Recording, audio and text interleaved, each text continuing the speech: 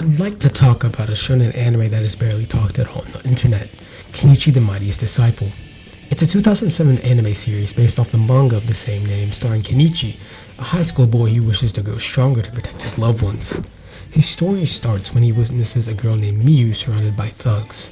She gracefully beats them up and greets Kenichi. He asks her about her training and she takes him to Ryozanpaku, a dojo in the middle of town, secluded from modern society. There, he meets the masters that he eventually trains with to become a stronger person. Now, the anime has many of the tropes shonen are known for. It's, however, still a pretty fun anime that I encourage you to watch for a comfy time. Without wasting any more time, let's dive in. Not to start, but with Kenichi himself. The boy is your standard shonen hero.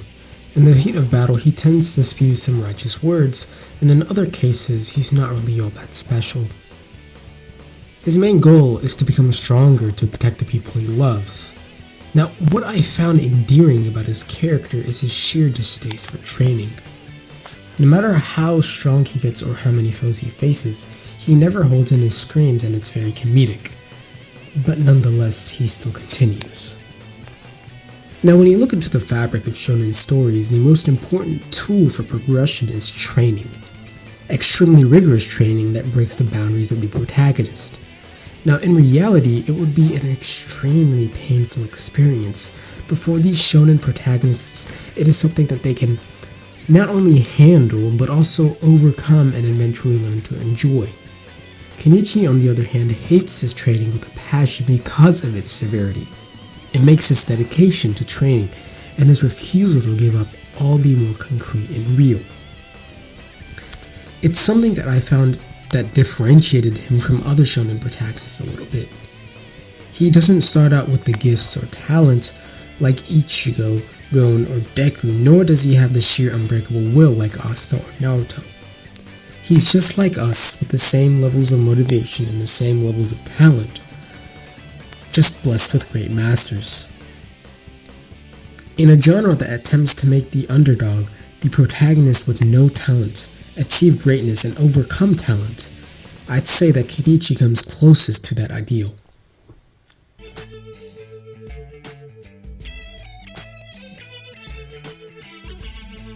Miu Furinji, the main heroine of the show, is Kenichi's friend and granddaughter to the dojo master Hayato Furinji. She's a very graceful and kind girl. She serves as a peer for Kenichi to train with and learn from.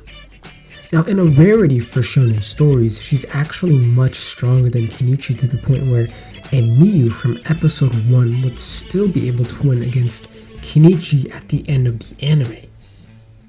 Now, her grandfather is the strongest master of the dojo, and under him, the 5 masters are Akisame Koitsuchi, a very philosophical master of Japanese judoka, Apachai Hopochai, an enthusiastic master of Muay Thai, Kensei Ma, a perverted master of Chinese martial arts, Shio Sakaki, a tough master of karate, and Shigure, a quiet master of weapons ninjutsu.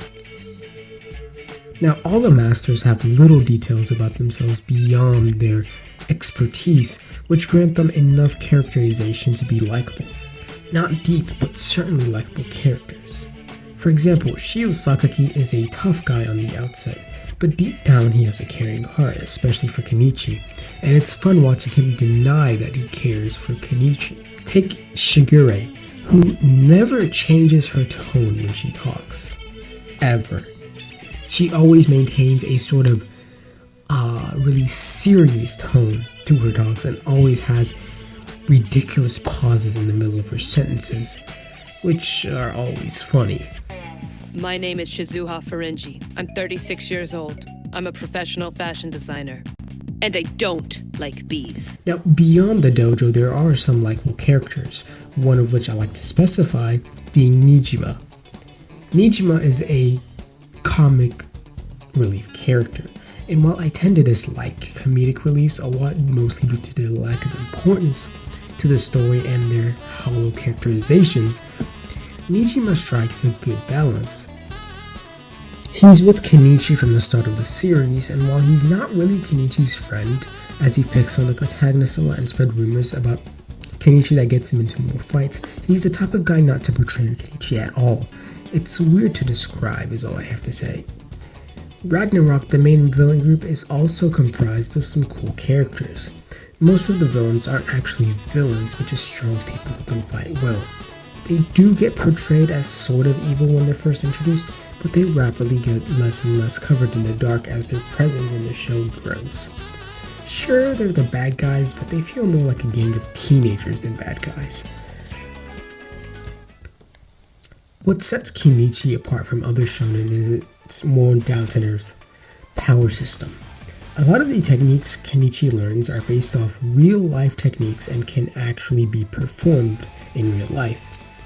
This show does an excellent job describing the techniques with just enough detail for you to get the gist, but not enough to overwhelm you. Now, the animation during the fights can be basic, but there are some standout episodes. It doesn't hamper the enjoyment out of the scenes. Now, the anime has essentially no filler episodes, and the pacing is swift. Most episodes are episodic, with the overarching narrative of the story intact. The OST is unremarkable, honestly, but I love the opening songs and some of the ending songs. Kenichi the Mightiest Disciple is a very light-hearted anime that doesn't take itself too seriously. It's like the best representation of a Saturday morning cartoon, but in anime form. There's not anything groundbreaking, nothing being subverted. The anime still spews the same sorts of lessons and values you'd expect from a shonen, but that doesn't mean it's bad for doing so, because it does a good job at making you care for Kenichi, his friends, and the dojo masters. At the end of the day, that's what matters most. No matter how hard I tried, I just couldn't do it. I'm not strong enough! I need strength and I need courage. But I don't think I'll ever have either. His sense of justice is remarkable. I never dreamed I would hear the same words I spoke to my master repeated back to me like that. At the end of the day, that's what matters most. And at the end of the day, the show had a heart that made me enjoy watching it. I really liked Kenichi the Mightiest Disciple, and I hope you can too. In fact, you can watch the entire anime series on YouTube for free.